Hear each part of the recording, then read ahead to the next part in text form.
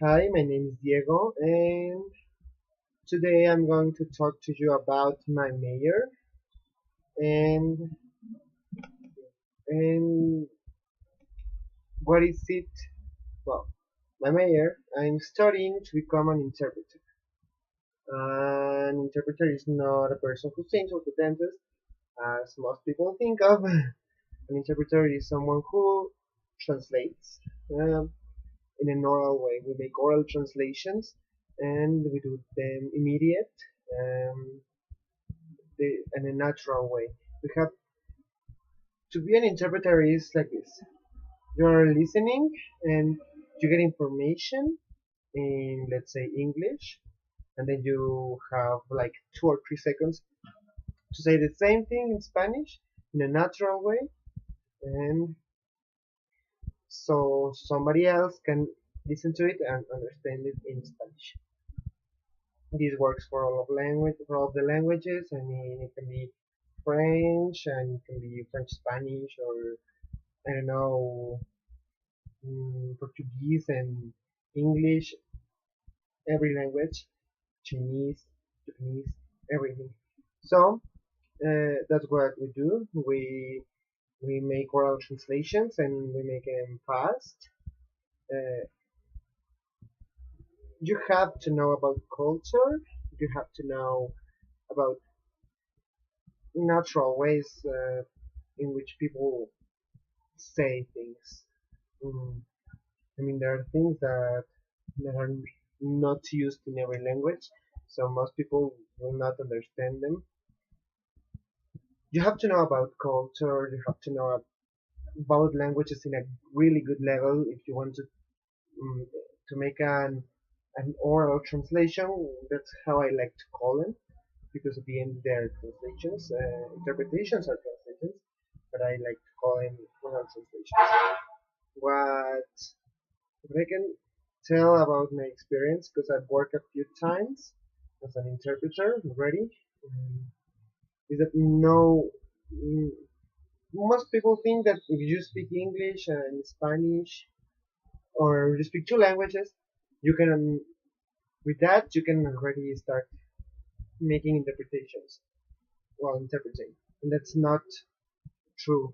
I mean, it's not that easy. It's not that you learn a language and then you learn another one and that's it. You can go work somewhere.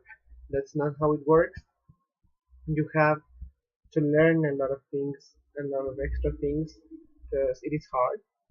When it comes to talk at the same time as you listen, this multitasking, this looking for words, everything makes it gets too complicated. So you need training. Yeah, you need a lot of training. You need a good school. You need some good teachers. You need to learn how things are done. So interpretation is not to know 2 languages and to speak 2 languages. That's not true. And if not, every bilingual person could do this. Um, it is hard. It's what I love most. I love languages. I love translation too, even though I'm not good at translation. I'm good at interpretation. I don't know.